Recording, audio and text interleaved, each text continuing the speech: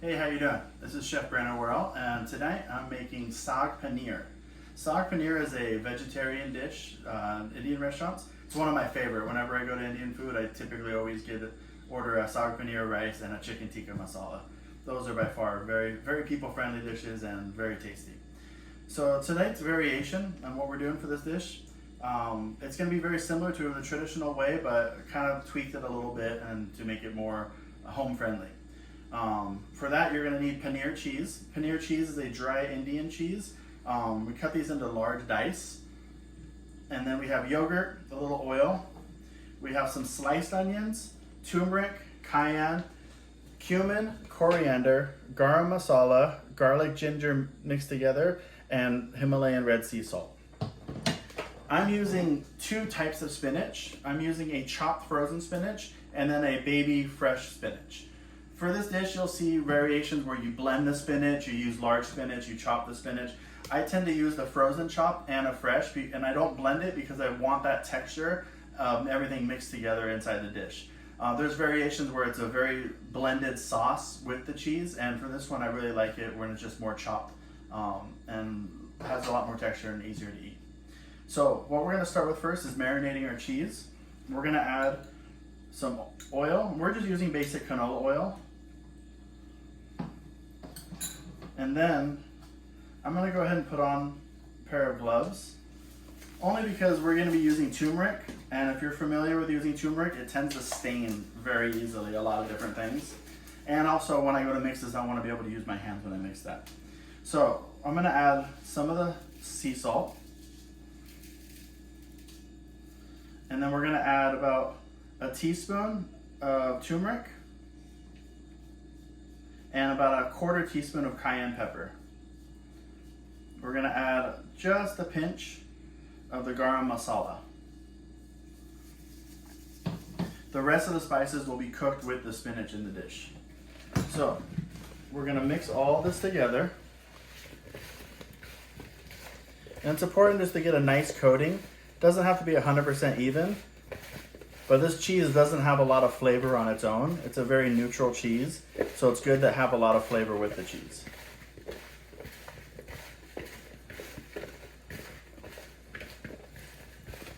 Okay.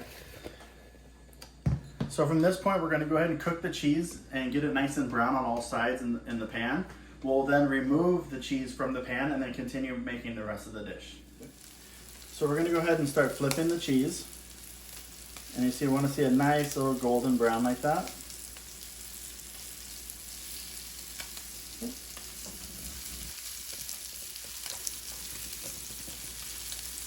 So just flip them all over.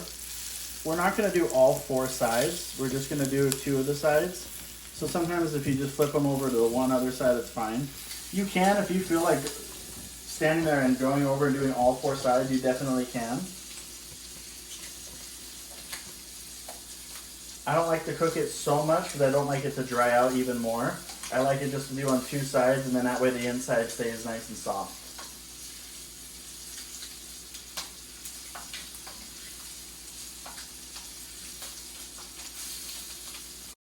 Pan when we make the rest of the dish. Say that one more time. So as soon as these are done, we're going to take the cheese out. But we're not going to clean out the pan because the pan has so much flavor. We're going to leave all the spice and oil and then continue to make the rest of the dish inside this pan. And I want to add just a little bit more oil.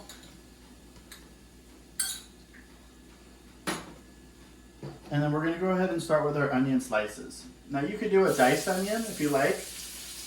But again, I like to have a little bit of texture and different sizes that kind of work with the spinach. Sometimes diced onions can just get lost inside the dish. And I like this dish to have the slivers of onions that will hold their shape. So this pan is seasoned and nice and hot, so we're just going to quickly cook these onions in the pan. And just move them around, get all that spice. You see the color, how it changes because it absorbs all of that spice from cooking the cheese. I am going to add a little bit of salt to these onions. And we're gonna go ahead and add the garlic and ginger and the spices.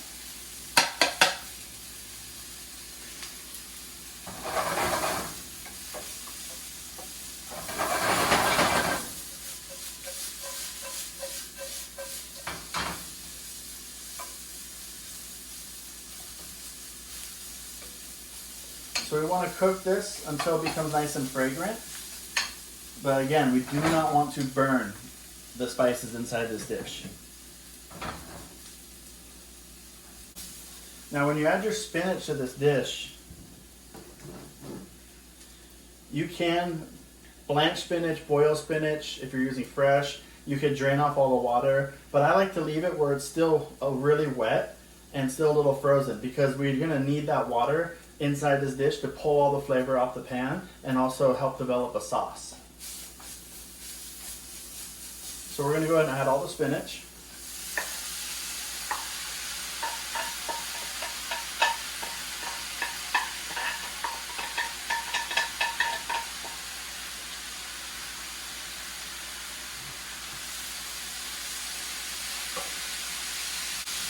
And this doesn't have to cook for a very long time. We just want to heat up the spinach. So we want this to get nice and hot before we add our yogurt. But the trick with the yogurt is we can't just dump it all in at one time. My yogurt has been sitting out, so it's more room temperature than it is cold. But we want to gradually add the yogurt into the dish with the heat off, in order so the yogurt doesn't curdle and we don't have broken sauce inside here. We're going to keep cooking this just for a little bit more.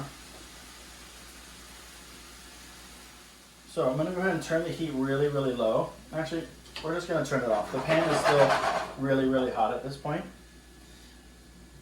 And I have our yogurt right here. I also have about 1/4 cup of heavy cream mixed in with the yogurt, just to help create a nice thick sauce with this dish. So I'm just going to add a little bit.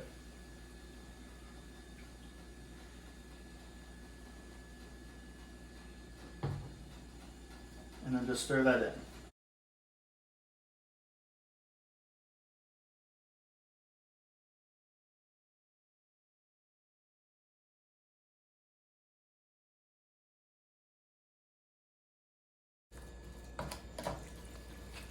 By doing it this way, we're going to make sure that we have a nice, thick, even sauce and that nothing will be broken. Okay, we're going to go ahead and add our last bit.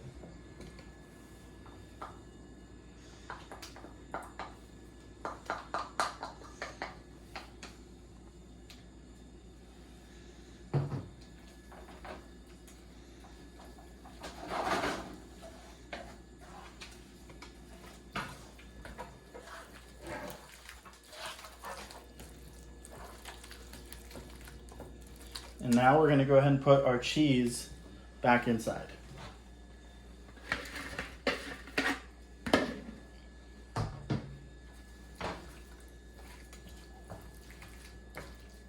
Get everything nice and mixed together.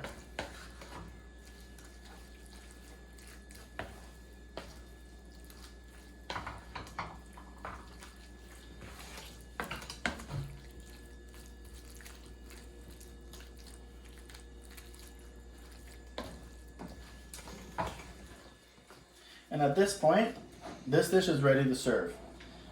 What I like to do, I like to let it sit for a little bit, and then I'm gonna heat it up just for a couple minutes right before service. You can just go ahead and eat it as is, but usually this dish is served with rice or with chicken or with other dishes. Because of that, I usually will make this ahead of time. I'll put it to the side and just let it sit, and then I'll just reheat it when I'm ready to eat. This one looks really good.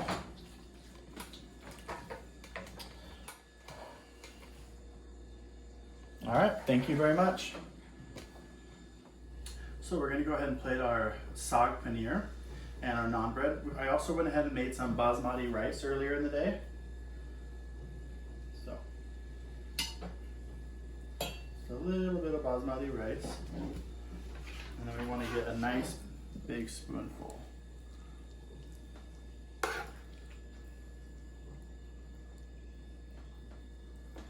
And then let's serve that with a little bit of our grilled naan bread.